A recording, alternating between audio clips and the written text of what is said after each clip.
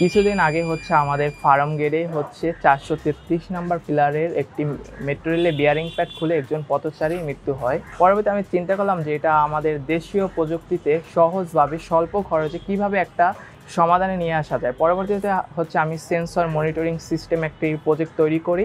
এখানে আমরা দুটো বেয়ারিং প্যাড ইউজ করেছি। যখন বেয়ারিং প্যাডটা হচ্ছে হালকা সরে আসবে তখন ও এই রেড সিগন্যাল দিচ্ছে এবং অ্যালার্ম বাজছে এবং মনিটরিং ডিসপ্লেতে দেখাচ্ছে কত নম্বর পিলারে হচ্ছে মেট্রো রেল বেয়ারিং প্যাডটা সরে গেছে। আর এখানে যে আমরা যে সেন্সরটা ইউজ করেছি শুধু এক পাশের জন্য নয়, একটা সেন্সর হচ্ছে চারপাশে হচ্ছে ও মনিটরিং করবে যে আমার বেয়ারিং প্যাডটা তো হচ্ছে যে কোনো সাইড থেকে সরে যেতে পারে।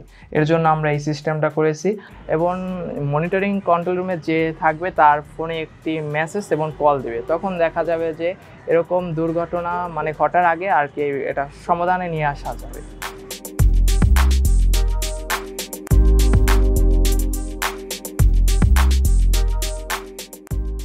আমাদের এখানে যে টেস্টিং বা পাইলটিং ফেজে যেগুলো করেছে এগুলো পারফরমেন্স ভালো।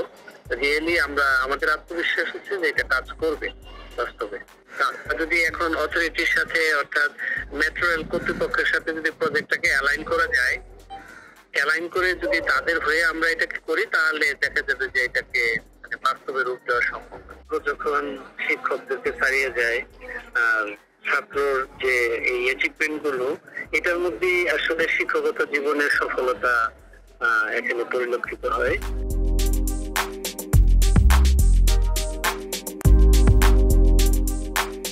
আমরা যারা বাংলাদেশে ইনোভেটর আছি তারা হচ্ছে এই কাজগুলো বেশিরভাগই হচ্ছে তারা নিজের ব্যক্তিগতভাবে হচ্ছে এই কাজগুলো করতে আসে। সরকার যদি আমাদের এরকম যারা ইনোভেটর আছে তাদের যদি সর্বোচ্চ সাপোর্ট এবং সহযোগিতা করে, আমার বিশ্বাস হচ্ছে আমাদের বাংলাদেশ রোবোটিক্স সেক্টর এবং প্রযুক্তি খাতে অনেক দূর এগিয়ে যাবে অন্যান্য দেশের মতো।